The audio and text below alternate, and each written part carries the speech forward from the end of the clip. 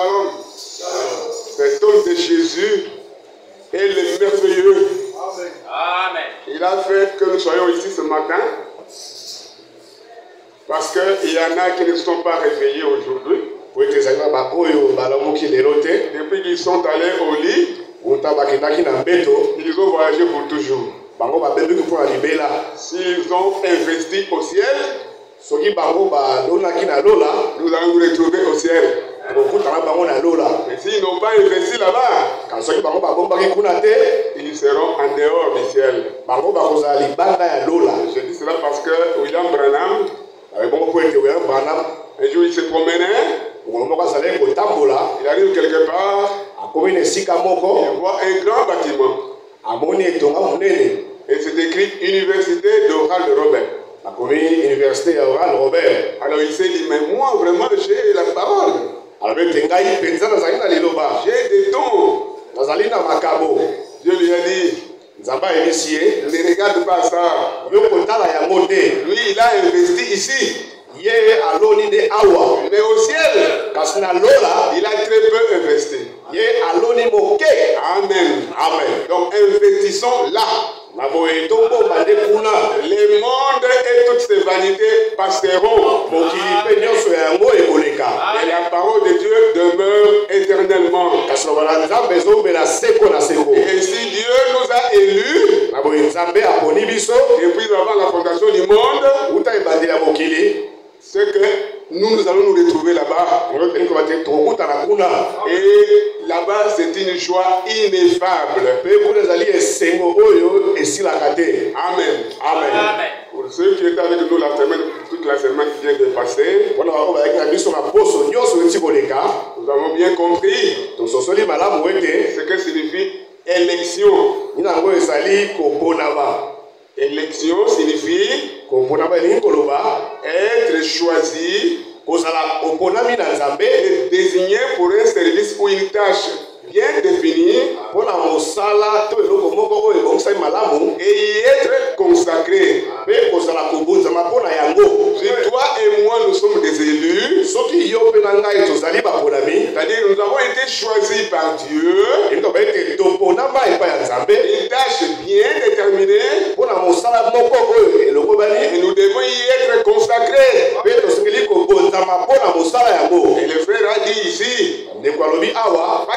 il a dit, mais il a lu l'écriture. Dieu a fait de nous un royaume de sacrificateurs. Donc toi et moi, nous sommes des sacrificateurs. Pour qui? Pour Dieu lui-même. Et en Jésus-Christ, parce que Jésus-Christ est établi comme sacrificateur selon l'ordre de Melchisedec. Amen. Amen. Et si nous sommes des sacrificateurs, nous ne sommes pas des sacrificateurs selon l'ordre aronique. Non. Nous sommes sacrificateurs selon l'ordre de Melchisedec. En Jésus-Christ, en qui nous avons cru. Amen. Amen. Quelle joie, frères et sœurs, d'être des serviteurs du grand roi.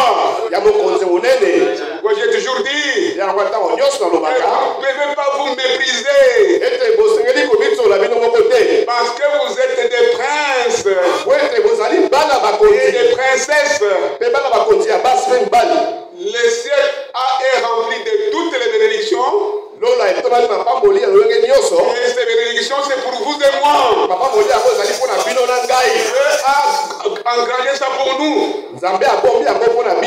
Comme William Branham disait, à quoi fabriquer des bénédictions?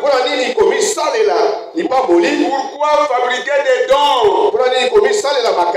Alors que le ciel est rempli de véritables bénédictions.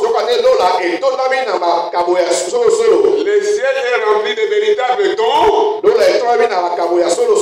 Attendons que le temps de Dieu vienne pour que nous puissions les expérimenter. Et aussi longtemps que nous sommes des élus, Dieu est fidèle. Il nous accordera cela. Quand j'étais assis là, je lisais dans le livre, dans la prédication de William Branham ici. Il dit Siméon et Anne. Il dit au paragraphe 5, je crois qu'il en est de même aujourd'hui. Nous avons la promesse du Saint-Esprit. En ces derniers jours, il répandra son esprit et il rassemblera son église. Il manifestera des grands signes et des prodiges. Je crois que nous sommes en train de voir cela. Et il accomplira cela. Nous n'avons pas besoin de fabriquer. Dieu est fidèle. Il accomplira ce qu'il a dit. Aussi sûr qu'il nous a établis comme sacrificateurs, nous devons expérimenter toutes les promesses qu'il a données. Comme je le disais au départ, nous avons compris que être élu, c'est être choisi, désigné pour une certaine tâche et y être consacré. C'est ainsi que beaucoup de nos anciens, en l'occurrence William Branham, Jephthé, Jérémie, Abraham, Noé, et que sais-je encore, que vous connaissez, étaient des anciens, des élus, auxquels Dieu a fait des promesses, et ils les ont expérimentés. Et chacun avait une tâche précise qu'il devrait accomplir en tant qu'élu de Dieu. Et aussi sûr que Dieu est fidèle, chacun va expérimenter ce que Dieu lui a promis. Nous avons aussi compris au cours de la semaine qu'il n'y a qu'une seule élection conduisant au salut, et il n'y a qu'une seule prédestination conduisant à ce même salut. Quand Dieu vous a élu, il vous offre un couloir, il vous donne un sauf-conduit pour vous permettre d'atteindre le but prévu. Et en plus de cela, nous avons aussi compris, relativement à l'écriture de Romains 9, 18, la Bible dit, il fait miséricorde à qui il fait miséricorde, et il endurcit qui il veut. L'homme de Dieu va le faire dire, sur base de cette écriture, que le monde interprète à sa manière. Il dit que l'élection ne relève pas de l'arbitraire. Ce n'est pas quelque chose d'hasard ou d'arbitraire comme ça. Non. Dieu vous a connu avant la fondation du monde. Il savait qui croirait Dieu. Je ne dis pas qui croirait en Dieu, mais je dis qui croirait Dieu. Parce qu'il y a une différence entre croire en Dieu et croire Dieu. Les diables croient en Dieu et ils tremblent. Mais ils ne croient pas Dieu. Croire Dieu, c'est croire la parole promise de son temps. C'est ça croire Dieu. Le diable ne peut pas croire Dieu. Donc je disais que ce n'est pas un fait arbitraire. Nous ayons connu d'avance, il savait qu'un tel croirait. Et il vous a élu. Et il a ouvert le couloir de l'élection pour vous. Et il vous a prédestiné pour que vous puissiez atteindre le but de votre élection. C'est-à-dire atteindre les saluts. Si nous sommes prédestinés pour l'enlèvement, eh bien sachez que nous n'avons pas à fabriquer cela au jour prévu. Quand le temps viendra, nous serons enlevés certainement. Ce qui est important est que nous puissions faire la volonté de celui qui nous a appelés. Donc ce n'est pas une affaire arbitraire. Non. Dieu connaît, vous connaissez avant la fondation du monde. Et il vous a élu. Et vous ayant élu, il vous a créé une voie.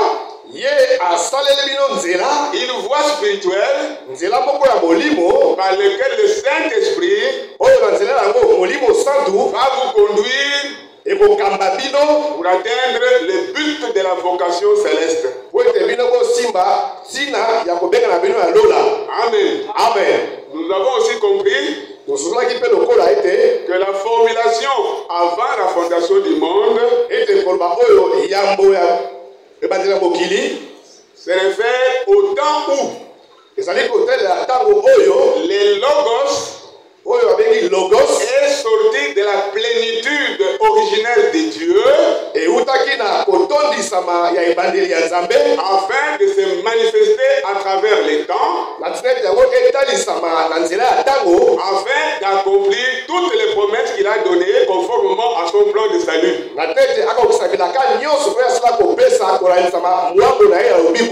Amen. Amen.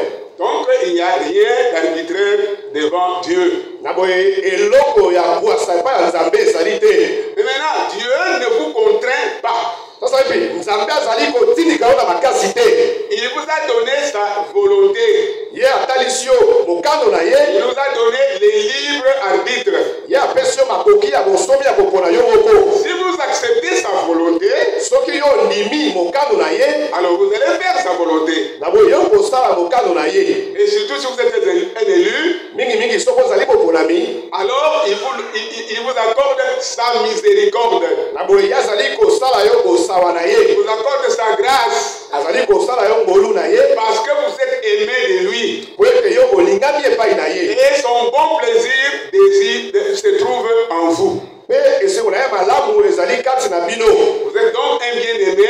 Comme le bon plaisir de Dieu a résidé en Christ. Et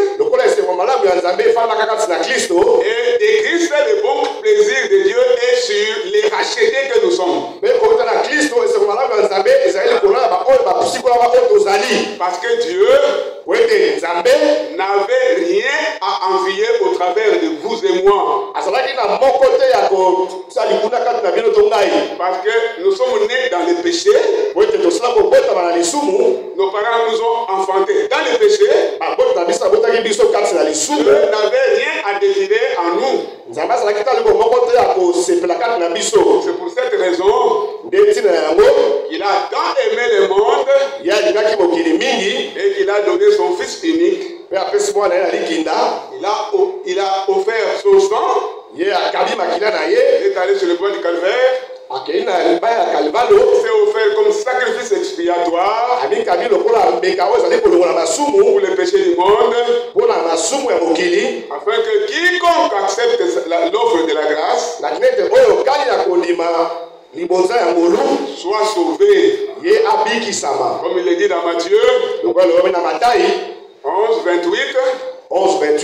Venez à moi, vous toutes qui êtes fatigués et chargés, et je vous donnerai du repos. Ngai na kopesa bino bopemi. Prenez mon joug qui est léger. Bozwa kilo na ngai oyo ezali ya pete. Et moi je prendrai vos fardeaux. Ngai na kozwa mikumba na bino. Quelle grâce Dieu nous a-t-il offert? Ngoli nini oyo Nzambe asili kopesa biso? Nous qui sommes si pécheurs, biso ba oyo totondaki na masumu. Lui il s'est fait pécher pour toi et moi. Ye misali lisumu mpona yo mpe na ngai. Afin que nous puissions parvenir au salut. Na tete biso kokoma na lobiko. Donc c'est à qui veut. Na boezali na oyo alingi. Malheureusement, kasi ya mawa ezali ete comme l'homme aime être indépendant, lokola moto alingi kozala na bosomi na ye moko, il n'aime être soumis à aucune volonté, à aucune contrainte, alingi ete ye basukuma ye na makasi moko te, il n'aime pas suivre Dieu. ye alingi kolanda Nzambe te. C'est pourquoi la Bible dit nefi nango biblia elobi il n'y aura qu'un petit troupeau ekozala kaka na etuluku moke qui ira à la rencontre du Seigneur. oyo bakokendela bokutami ya nkolo. Et William Branham dit que l'enlèvement aura lieu dans le plus grand secret. te william branham alobi ete konekama ekozala na kuku. Il y en a même qui sont peut-être parmi nous. abete ezali mpe na mosusu oyo ntango mosusu bazali katikati na biso awa. J'espère qu'il n'y a personne qui ne restera pas. na banzi ete ezali na moko te oyo ye akozala esika yango te. Je suppose que tout le monde est élu ici. na kanti ete baso baponama awa. Mais William Branham dit kasi william branham azali koloba 3 sortes de croyants. lolenge basato ya bandimi. Dans une assemblée, na kati na lingomba il y a toujours eu ezali ntango nyonso les croyants véritables, na bandimi oyo ya solosolo, les semi-croyants bandimi oyo ya katikati et les incrédules. mpe baoyo bandimaka te. Ces 3 sortes de croyants lolenge basato wana ya bandimi ont toujours existé. ezali ntango iso À côté de Jésus pembeni ya yesu et les apôtres, mpe batoma il y avait un Judas, ezalaka mpe na yudas moko, un Iscariote.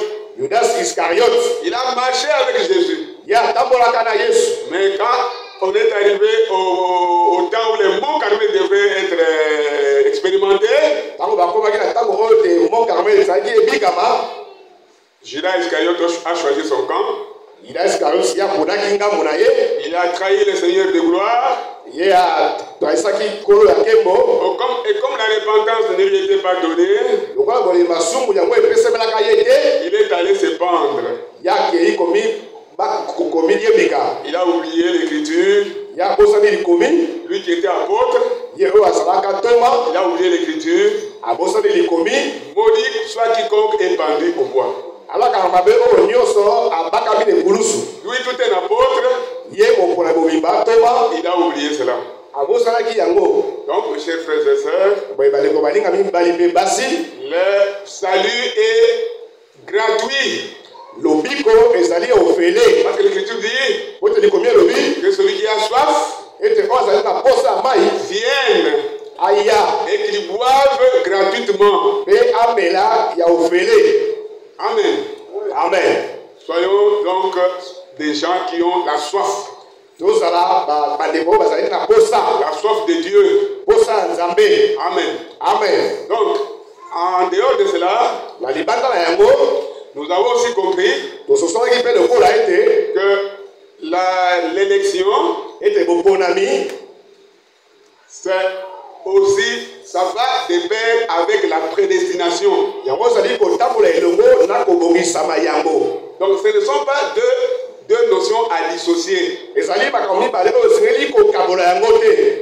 C'est pourquoi frère Franck dit nde yango ndeko frank azali koloba que Paul résume bien cette notion-là ete paulo azali kotalisa yango bien na mokuse dans l'écriture des Romains chapitre 8. na likomi ya romain mokambo na mwambe. Lisons cela. totanga yango.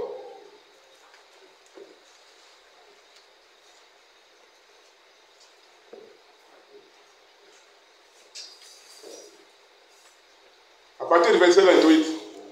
komanisa molongo ya zomi na mwambe. Nous savons du reste que toutes choses concourent au bien de ceux qui aiment Dieu. toyebi nango etikali ete maso ozali kosangola mpona bango bazali kolinga nzambe. De ceux qui sont appelés selon son dessein. baoyo babengama kolandisa mwango na ye. De ceux qui sont appelés selon son dessein. baoyo babengama kolandisa mwango na ye. Donc de ceux qui sont appelés selon les plans du salut. Dieu a établi un plan de salut. Et à travers les temps, il est en train de réaliser son plan de salut. Il est en train de nous façonner pour que chacun d'entre nous puisse avoir sa part et s'insérer dans les plans que Dieu a prévus pour chacun d'entre nous. Parce que l'Écriture montre que nous sommes des pierres vivantes que Dieu est en train de placer sur son édifice. Le jour de la Pentecôte, il a posé la pierre angulaire et à travers les âges, il est en train de déposer les pierres d'édification jusqu'à ce qu'au temps de la fin, pour terminer l'œuvre, il y aura la pierre de fête. Revenons à l'Écriture.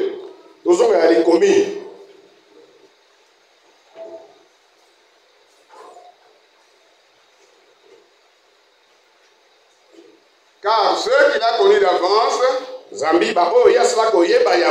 suis au verset 29. Romains 8, 29. Et ceux qu'il a connus d'avance, il les a aussi prédestinés à être semblables à l'image de son Fils, afin que son Fils fût le premier-né entre plusieurs frères. Amen. Amen. Ceux qu'il a prédestinés,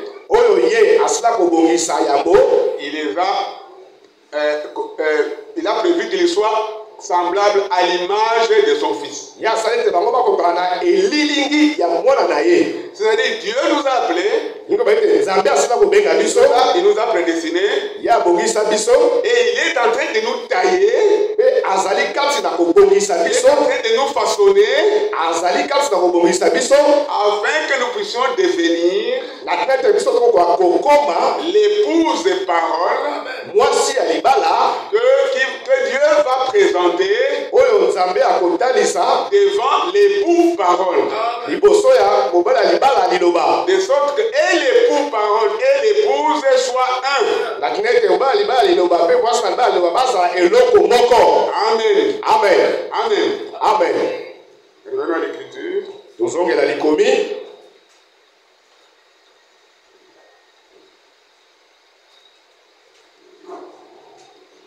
Et ceux, verset 20, et ceux qu'il a prédestinés, il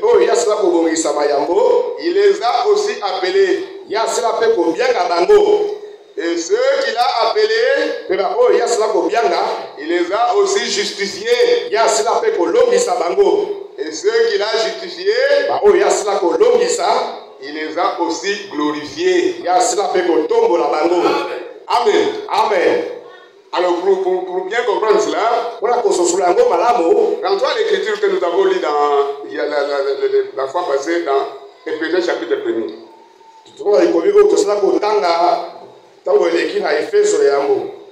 Éphésiens chapitre 1er.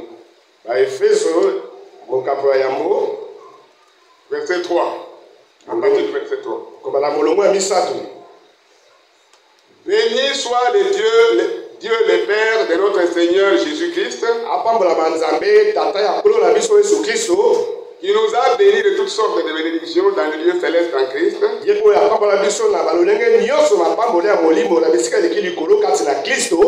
En lui, Dieu nous a élus avant la fondation du monde,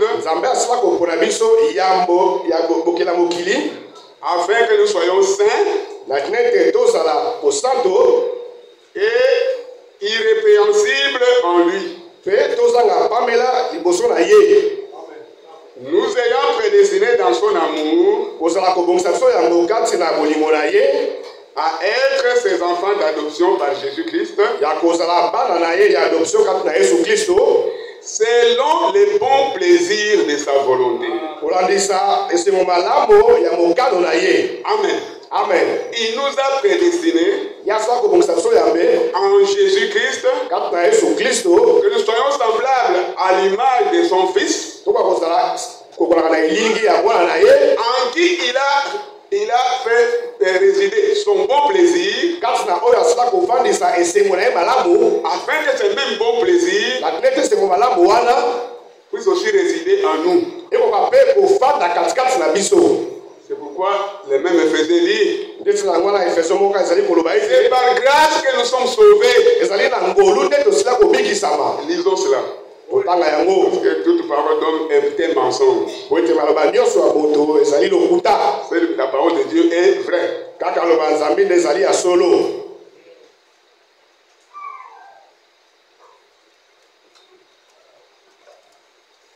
Je prends directement le verset 9, non, verset 8.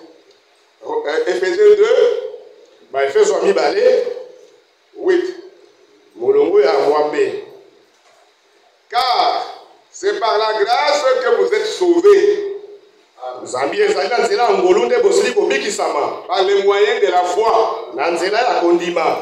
Et cela ne vient pas de vous. C'est le don de Dieu. Car nous sommes son ouvrage, ayant été créés en Jésus-Christ pour de bonnes œuvres que Dieu a préparées d'avance afin que nous les pratiquions. Vous avez bien entendu ça? Quel choix! Dieu nous a accordé le salut par la grâce. Nous n'avons rien fait pour cela. Ça ne dépend pas des efforts que vous faites, mes chers frères et sœurs. Ne dites pas: moi je suis saint. Moi je n'insulte personne. Moi je n'ai pas de mauvaises pensées. Moi je n'envie personne.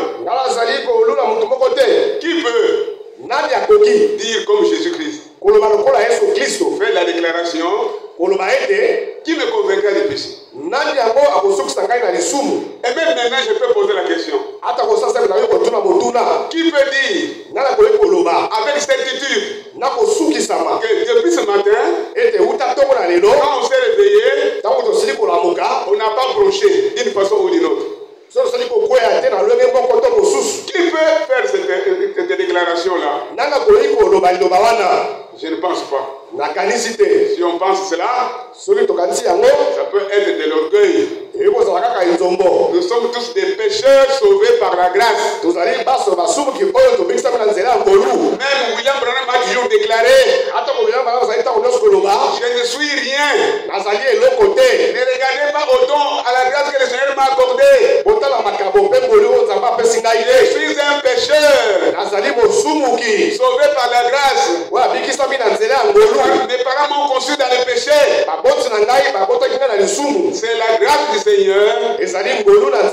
qui m'a aimé, qui m'a élu avant la fondation du monde, et qui m'a attiré à lui, qui a mis son Saint-Esprit en moi, et qui fait que je puisse marcher sur ses pas.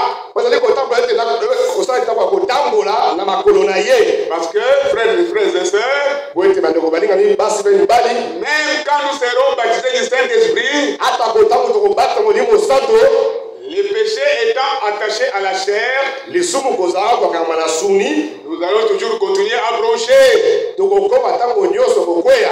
Mais en toute chose, nous devons toujours rendre grâce au Seigneur.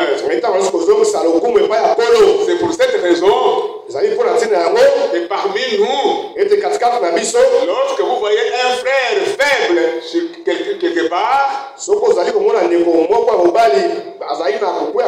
esika moko même une sœur ata kondeko mwasi ne venez pas dire yokoya koloba te un frère tel, ndeko mwasi tel frère, sœur tel, to ndeko mobali tel n'a pas encore cru. nano asili kondima te Il est encore un incrédule.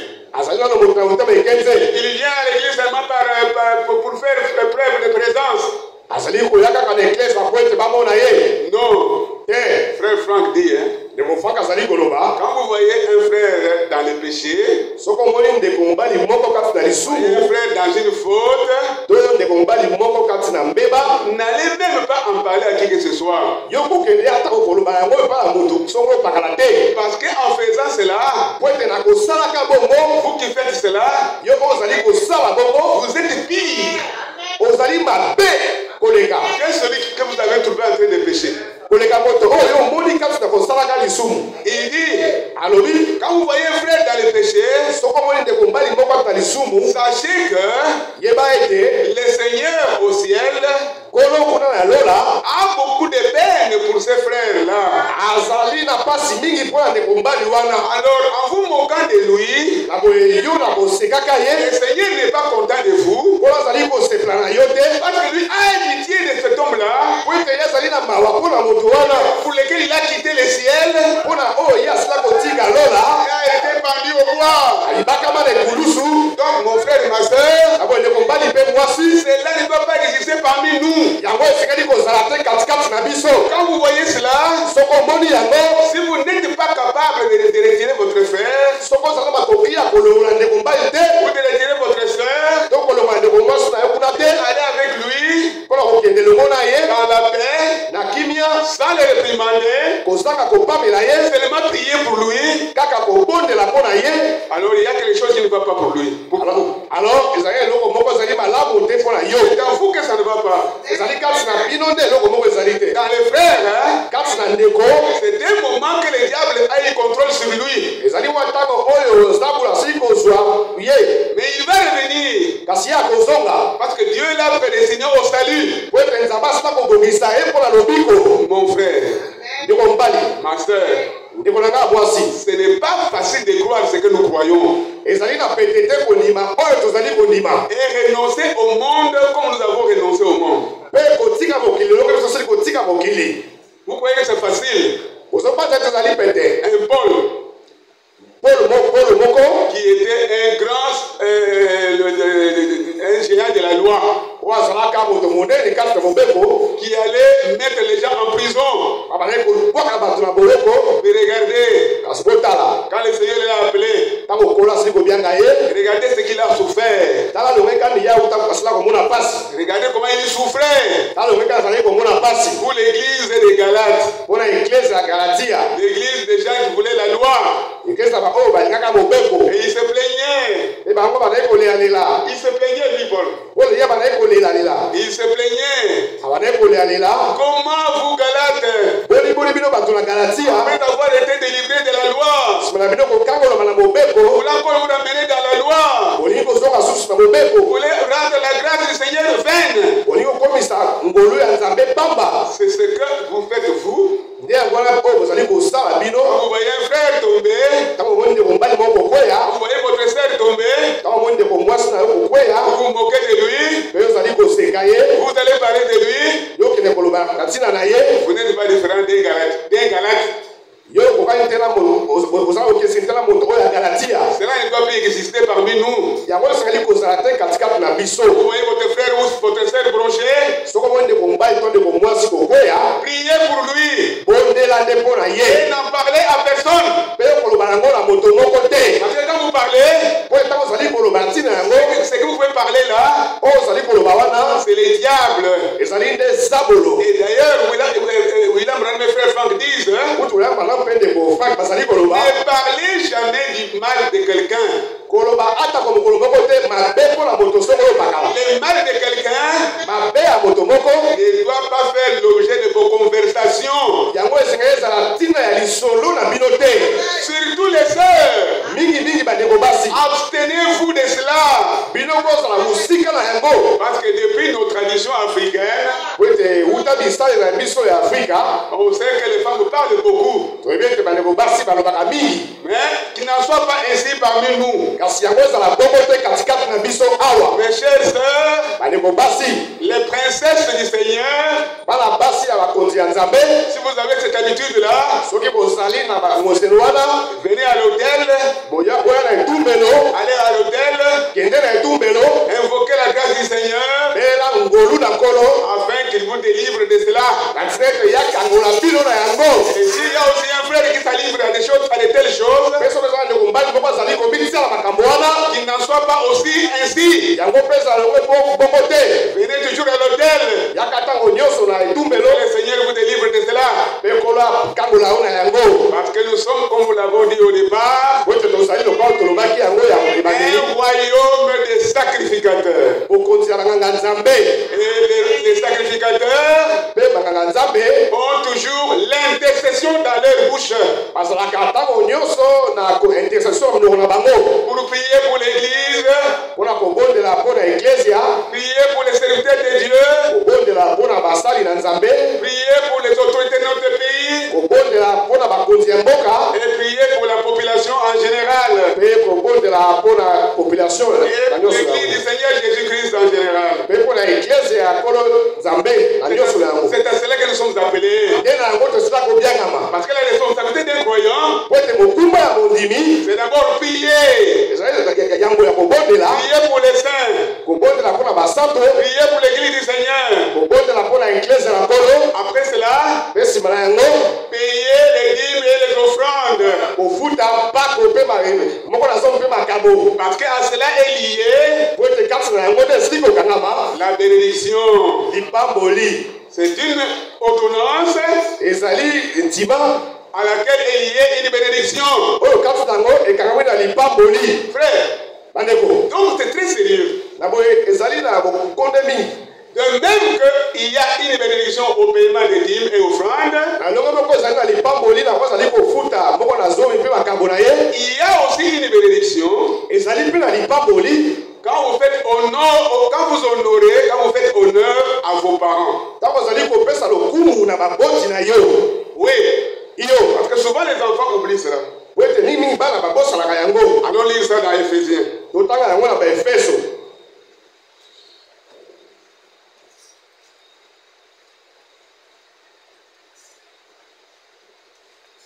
Chapitre 6.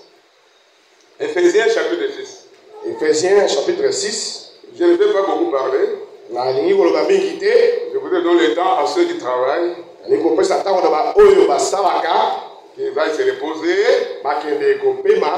et être frais pour demain matin. Nous avons déjà tout dit pendant la semaine sur l'élection et la prédestination. Éphésiens chapitre 6. Éphésiens chapitre 6. Premier verset. Enfants, obéissez à vos parents selon le Seigneur. Amen. Amen. Car cela est juste. Je m'arrête d'abord là-bas. Enfants, obéissez à vos parents selon le Seigneur. Pas selon le pasteur. Pas selon votre coco. Mais selon le Seigneur.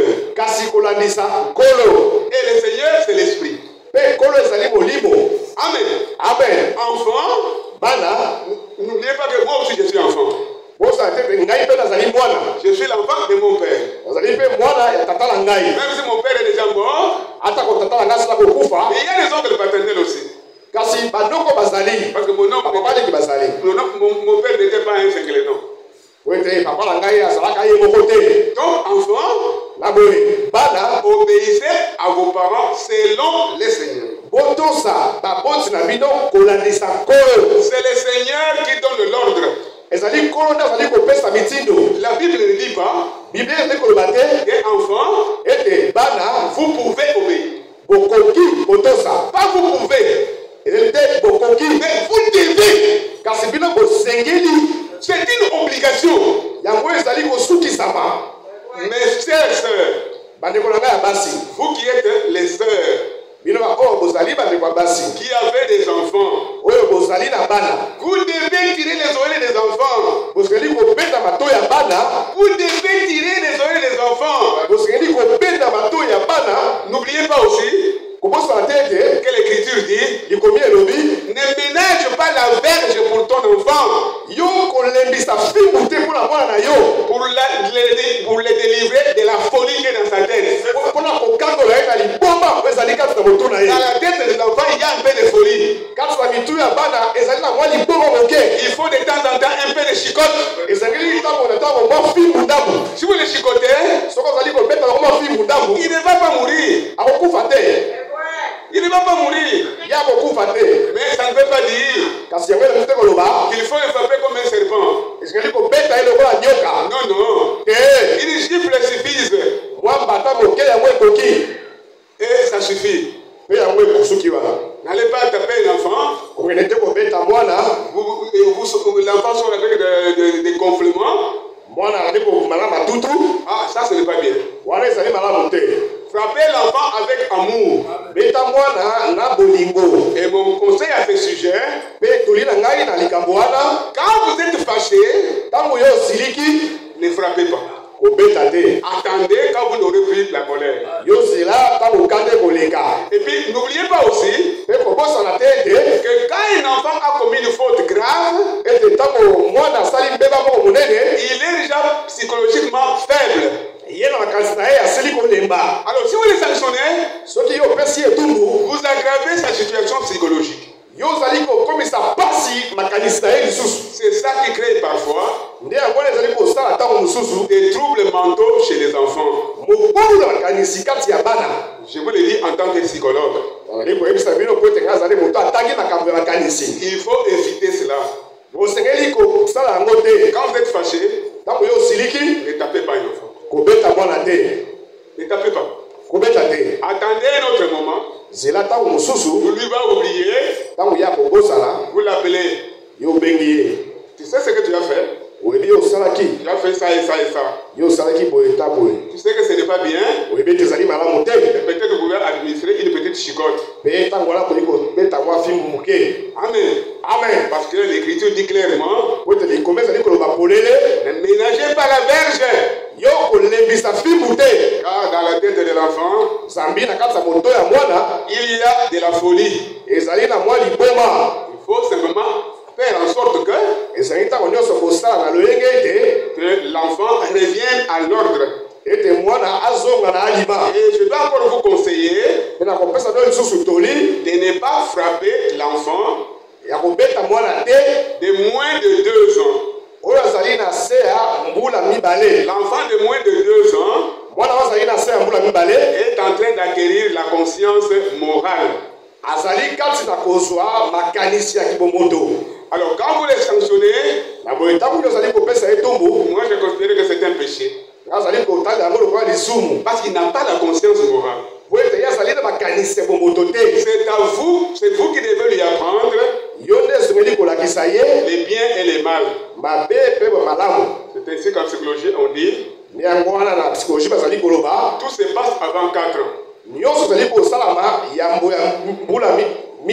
les parents, vous devez savoir que tout ce que l'enfant doit avoir comme patrimoine social, héréditaire, éducation, tout cela, l'enfant l'a avant 4 ans. Dépasser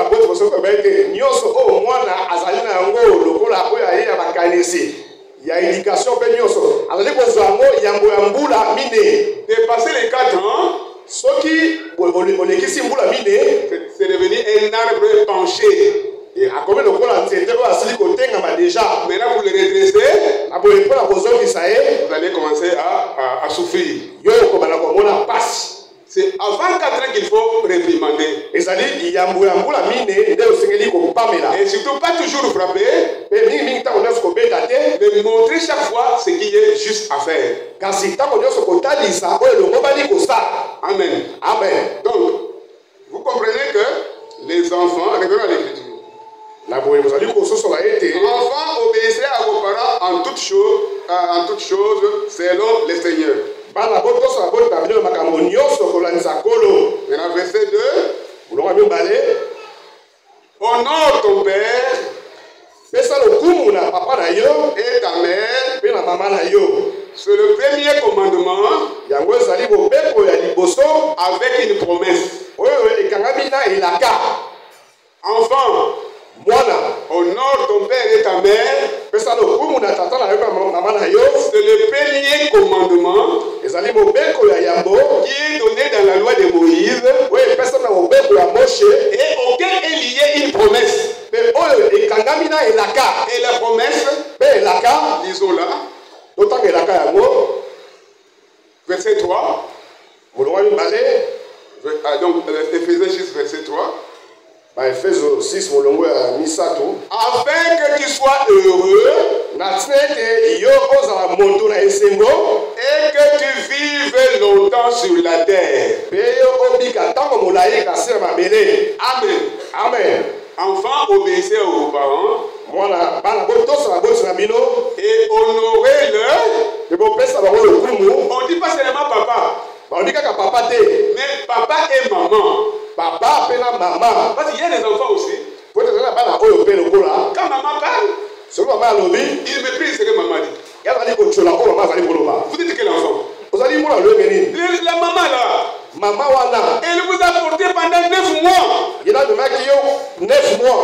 Maintenant quand vous êtes là, maman cette maman là, toi aussi, tu veux toujours dire. Laissez-moi aussi tranquille. Je suis devenu aussi une femme. Non. Soyez obéissantes. Vous les filles, soyez obéissantes. Je sais qu'à un certain âge, commencez la puberté. Vers les 11, 12 ans, 13 ans, il y a 11, 12, 13 ans, vous devenez peut-être à l'air. Et les parents aussi doivent savoir cela. On appelle ça des âges critiques. Ce sont des périodes sensibles, comme nous les appelons en psychologie. Les parents doivent faire très attention. Pas trop d'autorité. Pas trop de liberté non plus. Il faut le juste milieu. Si l'enfant dit je vais promener avec mes amis, à la fois, laissez-la aller un peu à la fois. Mais ce qu'il faut contrôler, voyez quel type d'amis votre fille a. Quel type d'amis votre garçon a. Parce que dis-moi, on dit dis-moi qui t'y hante. L'adage dit cela. Dis-moi qui t'y hante et je te dirai qui tu es. Si vous fréquentez des voleurs, on peut supposer que vous êtes aussi un voleur. Si vous fréquentez des femmes libres, des femmes ndumba, alors on peut penser que vous êtes une femme libre aussi. Donc les parents doivent vous veiller les amitiés de leurs enfants, tout en les laissant aussi de temps en temps libres. Donc nous comprenons que c'est le premier commandement avec une promesse. Que tu sois heureux et que tu vives longtemps. Mon frère et ma soeur, quand nous étions encore jeunes, il était rare d'entendre qu'un enfant de 25 ans, 30 ans, 35 ans, même 40 ans, il est mort. C'était rare. Ceux qui mouraient, les enfants d'avant 5 ans, ou les vieillards. Un enfant de 25 ans est mort. 25 ans akufi. La maison de votre père sera anéantie. Ndako tata bilo yango ekozwa pasi. On doit savoir comment l'enfant est mort. Soni koyeba ete ndenge nini mwana akufi. C'est que vous les parents vous avez ouvert la fenêtre. Ndo bete bino baboti bofungolaki fenêtre. Et le diable est entré. Pe nzambo la boti. Il a pris l'enfant. Azwi mwana. Parce que n'oubliez pas Po ete bobosana te. que le diable profite quand vous ouvrez la fenêtre. Ete nzambo nazali kozala libaku ntango yo osili kofungola nzela. Dans la cité, les gens disent Na cité bato bazali koloba que le sorcier a volé quelqu'un. ete ndoki asili koyiba mondo. Jamais. Atako moke te. Même s'il y a 1 million de sorciers, Atako bandoki bazali 1 million. tant que vous n'avez pas ouvert la fenêtre, Ntango yo osili kofungola ekuke te. on ne peut pas prendre votre enfant. Akoki kozwa mwana na yo te. Alors la fenêtre souvent c'est quoi? Na boye kofungola ekuke oyo ezali nini? Quand l'enfant ne vous obéit pas, Ntango mwana azali kotosa yo te. il devient têtu. Ya ako mutu makasi. Le serpent, le diable va le réclamer. Nzambo la kosenga ye. Et vous les parents, si vous n'êtes pas forts dans l'intercession, Pe yo koboti soko ozali makasi na intercession te. vous laisserez la fenêtre ouverte Yo kotika porte folele. et l'enfant partira. Pe mwana kokende. Alors l'enfant qui est obéissant, Na boye mwana oyo azali na botosi il sera heureux. akozala na esengo. Qu'est-ce qui signifie être heureux? Nini yango kozala na esengo? Vous aurez des succès dans vos études, Yo na classe na yo kozala ntango nyonso liboso liboso. vous aurez du succès. Yo kozala na succès na classe na yo. Vous terminez les études, Yo kosilisa na classe na yo. vous n'allez pas perdre les talons de vos souliers Yo kobebisa sapato na yo te. pour chercher du travail. Mpona koluka mosala. Vous n'allez pas terminer une rame de papier Yo kosilisa etuluku na bapapie belebele te. pour dire j'ai l'honneur, j'ai l'honneur, j'ai l'honneur. Mpona koluka mosala kokola kosala mikanda mosala. Parce que Dieu, Po ete nzambe que vous honorez, oyo ozali kopesa lokumu va vous donner le travail. akopesa yo mosala. Et ça, c'est certain. Mpe oyo ezali ya solo. Moi, quand j'ai terminé ma licence, Ngai ntango nasilisaki kelasi na ngai j'ai commencé à travailler, à me promener partout avec des lettres. tabandaki kotambola bisika nyonso na mikanda mpona koluka mosala. Après cela, un jour, je suis entré à la maison, Mpe nsima nango mokolo moko nazongi na ndako. j'ai pris ma petite Bible, Nazwi biblia na ngai ya moke. j'ai lu dans Matthieu 11, 28. Natangi yango na Matayi 11:28. Venez à moi, vous tous qui êtes fatigués et chargés, Boya pai na ngai bino basi oyo bolembi mpe botonzani mikumba. et je vous donnerai du repos. Mpe ngai nakopesa bino bopemi. À moi-même, je me suis dit, Na ngai moko na milobeli. donc si moi je parle avec mes fardeaux de travail et tout ça à Jésus, Na boye so ngai nakela mikumba na ngai ya mosala epai ya Yesu. alors lui va me donner le travail. Na boye ya kopesa ngai mosala. Mon frère, Ndeko na ngai mobali. ma soeur, Ndeko na ngai ya mwasi. j'ai oublié le travail. Ngai nabosali mosala. Je suis allé chez le pasteur qui était notre conducteur. Nakei pa mobateli oyo azalaka bokambi na biso. Je me suis joint à lui. Ngai nakutani na ye. Matin et soir, j'étais avec lui Nasangani na ye tozalaki na ye ntongo mpe pokwa. pour lire la parole, Mpona kotanga liloba. pour être à l'église Mpona kozala na eklesia. et pour faire tout ce qu'il me demandait de faire au nom de l'église. Mpe mpona kosala nyonso ali kosala ngai nasala Et ntina eklesia. j'étais devenu assidu au temple. Ngai nakomaki molende na eklesia. Et je n'ai même pas fait 2 mois. Mpe ngai nasalaka tako bamwa mibale te. Un jour, à 5 heures, Mokolo moko kaka boye na 5 heures. j'entendais à l'oreille Nayoki na litoyi na ngai. une voix me dire, Longo moko koyebisa ngai. Fumungani, Fumungani. lève-toi. Telema. Les autres ont commencé le travail. Bamosusu bandi mosala. On attend que toi, Bazali kozela kaka yo. pour que l'équipe soit complète. Po ete etuluku yango ekoka. J'ai ouvert les yeux. Ngai nafongoli misu. J'ai retourné les regards dans la chambre. Na mitali na esuku place nazalaki kolala. J'ai vu qu'il n'y avait personne. Namoni moto azalaki te. Je suis rentré au lit. Nazongi na mbeto. 30 minutes plus tard, Ntango 30 minutes eleki. j'entends encore la même voix. Nayoki lisusu longo moko wana. Fumungani, réveille-toi. Fumungani. Telema. Va vite en ville. Kende mbango kuna na ville. On t'entend, tu vas commencer à travailler. Bazali kozela yo bana mosala. Cette fois, je me suis dit, oui, je dois partir.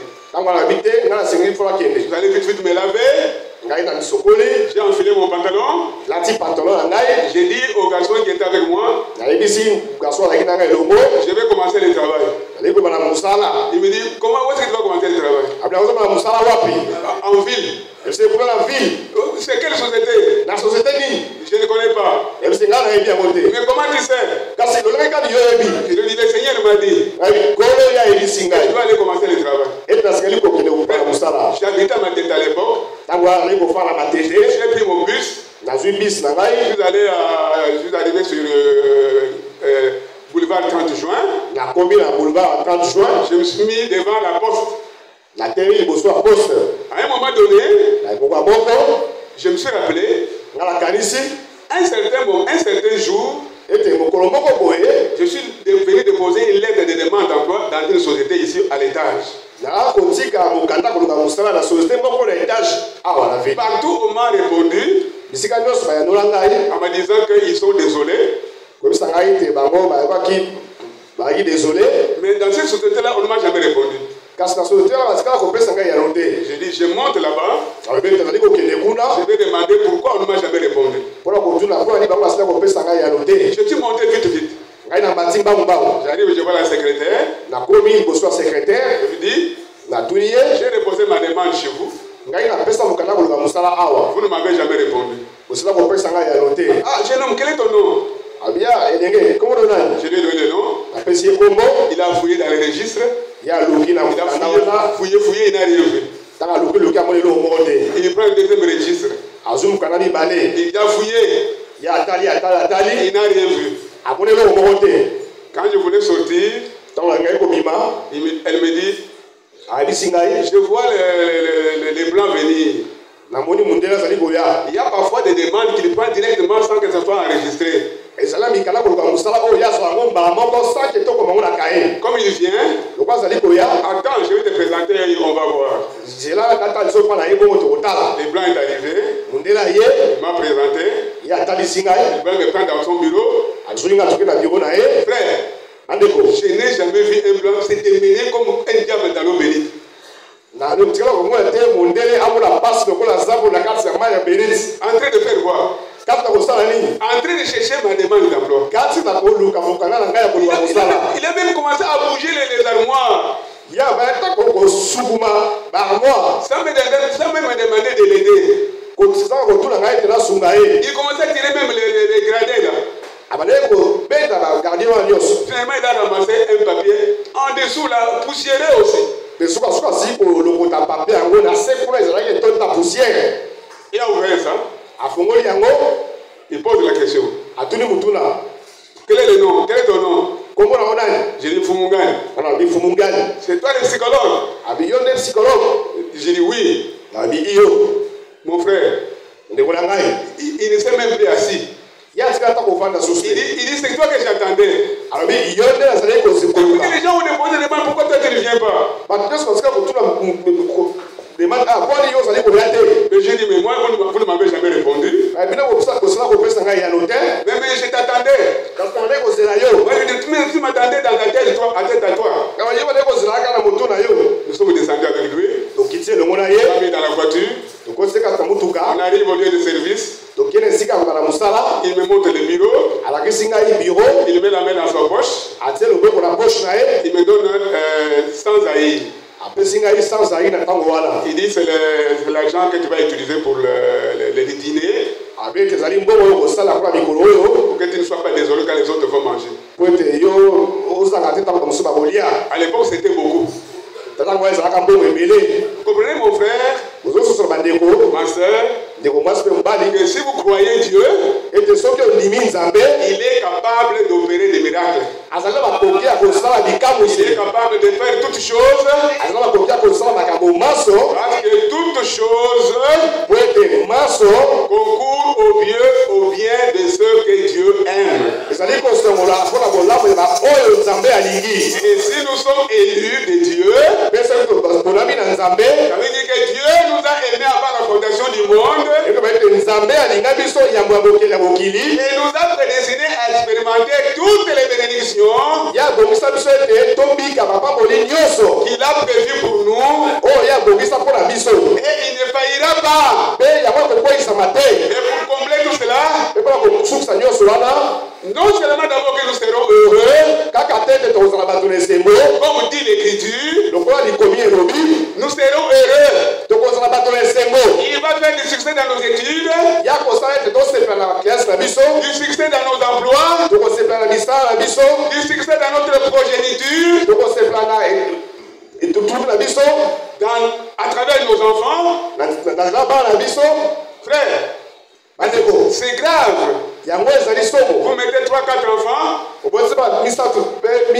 tous sont des voleurs. C'est une bénédiction pour vous. Mais quand Dieu vous donne des enfants qui viennent au Seigneur, qui ne vous causent pas de soucis, c'est une bénédiction, frère. Que Dieu vous bénisse et que sa bénédiction vous suive toute la semaine. Et que vous veniez avec des témoignages au nom du Seigneur Jésus-Christ. Shalom. Shalom.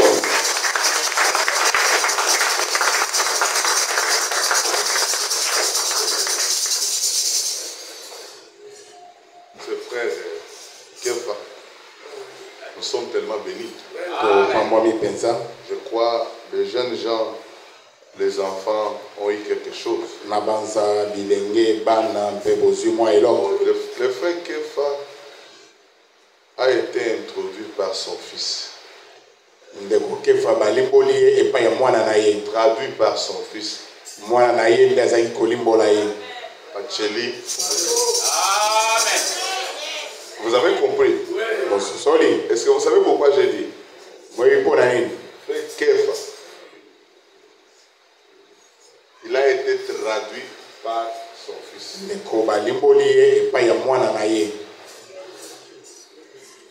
Le témoignage qu'il a donné ici, c'est le témoignage qu'il a accompagné lui, Kefa. C'est le témoignage qui accompagne aussi son fils. Frère Pacheli n'a jamais souffert pour le travail. Ça peut terminer ici, il trouve un autre. Vous savez pourquoi je dis ça? Parce qu'il a élevé son fils dans la voie de Dieu. Quand vos parents vous amènent à l'église, c'est pour votre bien. Vous ne venez pas prier pour nous. Vous venez prier pour vous. Amen. Pour que Dieu vous bénisse. Enfants, obéissez à vos parents. Selon le Seigneur. Amen. Un enfant ne peut pas discuter avec son parent. Non. Quand le parent parle, l'enfant se tait. Il écoute. Et il va appliquer ce que son père ou bien sa mère va dire. Parce que l'Écriture dit obéissez à vos parents comme au Seigneur. Vous n'allez pas dire que non, moi je connais Dieu. C'est tout. Non. C'est le Dieu là que tu connais. Il te demande d'obéir à ton père. Ton père ne peut pas être là. Mais ta mère est là. Elle va te montrer des conseils de la parole. Amen. Amen. Les jeunes gens sont là. Mettez les mains à l'air, tous les jeunes gens. Tous ceux qui sont enfants, mettez les mains à l'air. Nous sommes enfants, nous tous. Kefa dit que lui-même, il est enfant. Même moi, je suis enfant. Honore ton père et ta mère. Cette écriture, on l'a déjà exploitée plusieurs fois. Quand vous donnez du respect à ton père, même à ta mère, c'est le respect que vous donnez à Dieu. Parce que tu ne peux pas dire que moi je connais Dieu que tu ne vois pas. Commencez d'abord à respecter le Dieu que tu vois là. Ton père, ta mère. Quand on dit les honorer, Surtout les sœurs et les frères qui travaillent. Il Faut toujours donner quelque chose à ton père et à ta mère. Il ne faut pas quand on te paye, tu caches le tout. Non, non. Tu prélèves la dîme et l'offrande. Mais donne ton père. Donne à ta mère. Ils vont prononcer des bénédictions là-bas. Et vous serez une fille ou bien un garçon béni. Est-ce que vous comprenez ça? Oui, frère. J'ai grondé un enfant dernièrement ici. Lui, il m'a trompé. Oh, quand on va me payer, je vais t'envoyer l'argent. Moi, j'ai dit, est-ce que moi je t'avais demandé l'argent? Moi, mon problème, c'est que tu appelles quand même qu'on cause. Et il n'a pas donné. Je lui ai dit cette écriture. Tu n'honores pas ton père. Et aujourd'hui, c'est tombé. J'aimerais que cette prédication, je vais les publier. Vous, les parents, mettez-les à la maison. Réunissez les enfants qui commencent à écouter ça. Quand vous donnez à ton père, même à ta mère, le ciel va s'ouvrir pour toi. Et tu verras que tu seras prospère et puissant. Parce qu'on dit que honore ton père et ta mère, c'est le premier des commandements avec une promesse. Afin que tu sois heureux et que tu vives longtemps. Dites amen. Sœur Dorcas, tu as compris? Tu as compris? J'aime que tu comprennes, même toi. Même vous autres, comprenez ça. Il faut honorer papa, honorer maman. Il y a des enfants qui donnent même les noms à leur papa. Ça sont des enfants impolis.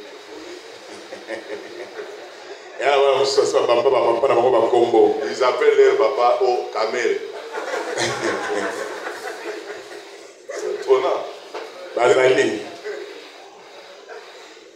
C'est grave. Ce sont des enfants impolis. Les enfants doivent être éduqués. On ne donne jamais les noms à son père. Et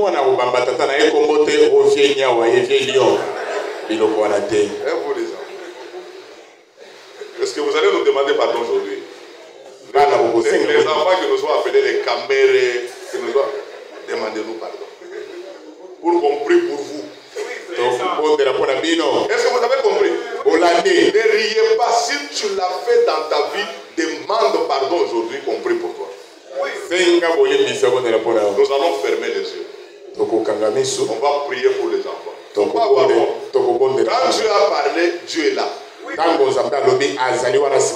Si tu te retrouves dans l'un des problèmes ici,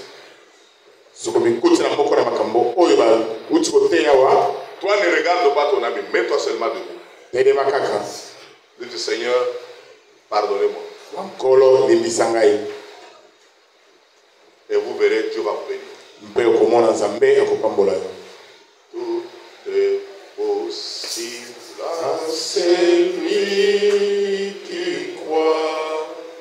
C'est la loi de la foi.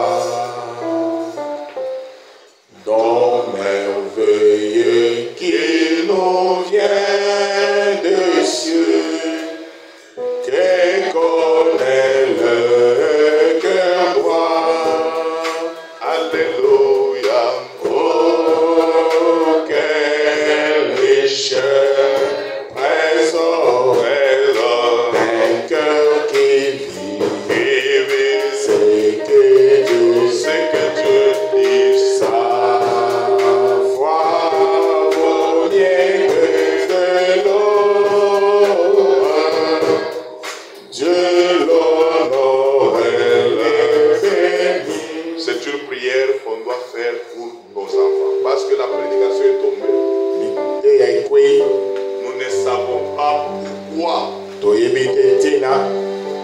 demander les parents qui sont là, restez assis. Et tous les enfants, mettez-vous debout. On va prier. On va demander que le Seigneur vous aide. Tous les enfants. Les parents, malgré qu'ils sont assis, ils vont prier pour vous. Vous êtes nombreux, hein? Avancez devant. À l'hôtel ici. Avancez devant ici. Les filles ici, les gars, avancez. On va prier. Nous ne voulons pas avoir des enfants de Dieu. Nous voulons avoir nos enfants bénis. Qui écoutent le parent. Alléluia. Qui écoutent le parent. Qui honorent leurs parents. Maintenant, vos parents, vous, tel que vous êtes là, chacun parle à Dieu, demandez pardon. La parole nous a touchés, nous tous. Et demandez une vie de bonne conduite. La parole du Seigneur. Nous allons prier. Les parents levez le main.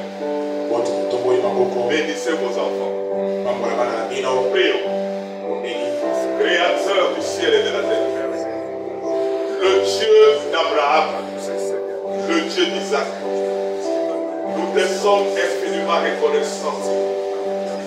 Nous reconnaissons pourquoi la parole a été tombée aujourd'hui. Parce que nous avions parlé sur l'élection et la prédestination. En conclusion, Seigneur, vous êtes allés vous atteler plus à nos enfants. C'est la preuve qui montre que tu as élu ces enfants. C'est la preuve qui montre que, Seigneur, tu as de l'avenir meilleur à ces enfants. Mais le diable, à tout moment, il vient déranger nos enfants ici, Seigneur, pour les amener à la voie contraire de ta parole. C'est pourquoi, au nom de la parole qui est tombée, Père de miséricorde, je demande pardon à mes frères ici. Je demande pardon à mes soeurs. Je demande pardon à tous les enfants, même ceux-là qui ne sont pas venus, qui sont restés à la maison par le défaut de moyens de transport. Dieu d'Abraham, que tu les aides. Le Dieu d'Isaac et le Dieu de Jacob. Déploie-toi puissamment sur ces enfants afin qu'ils soient deux enfants obéissants. L'obéissance, Seigneur, c'est une capacité que tu donneras dans leur cœur, dans leur âme. Seigneur, le respect, ce sont des qualités que tu dois apporter dans le cœur et dans l'âme de chaque enfant, de chaque frère et de chaque sœur. Nous te demandons, Dieu, qu'ils soient des enfants qui savent honorer leurs parents. Qui savent honorer leurs parents. Seigneur, ma prière à leur cœur, que tu leur brises. Que nos démons qui dérangent leur vie, que ce soit n'importe quel esprit, qu'ils quittent au nom du Seigneur Jésus-Christ. Merci notre Père. Nous te le prions et nous te le demandons au nom du Seigneur. Le prédicateur peut venir prier pour eux. Le prédicateur prie pour les enfants ici. Le frère qui va achever la prière. Priez pour eux.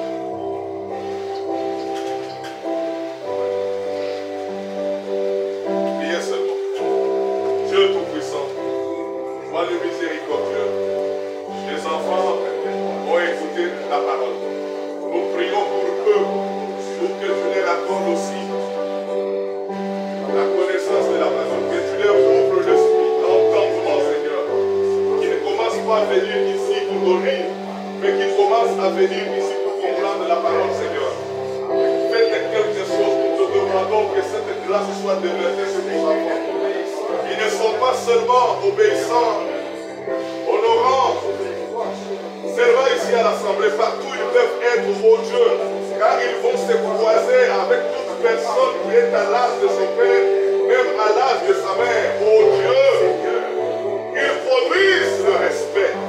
Merci notre Père. Nous chassons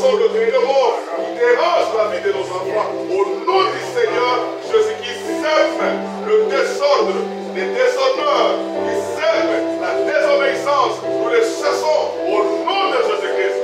Nous demandons que ta bénédiction les accompagne, que ta miséricorde puissante. Au nom du Seigneur Jésus. Notre Père Céleste, nous te remercions pour nous avoir parlé ce matin et attirer notre attention sur ton commandement selon lequel les enfants doivent obéir et honorer leurs parents et leurs mamans et leurs papas. Oh Dieu d'amour, cela nous a touchés, nous tous, Seigneur. Nos enfants aussi sont touchés, Père Céleste. Oui, tu les pardonnais ici en quelque sorte. Ils ont manqué à leur devoir. Pardonne-leur, Seigneur. Et mets en œuvre, Père Céleste, l'esprit d'obéissance, l'esprit d'honorer les parents, afin que dès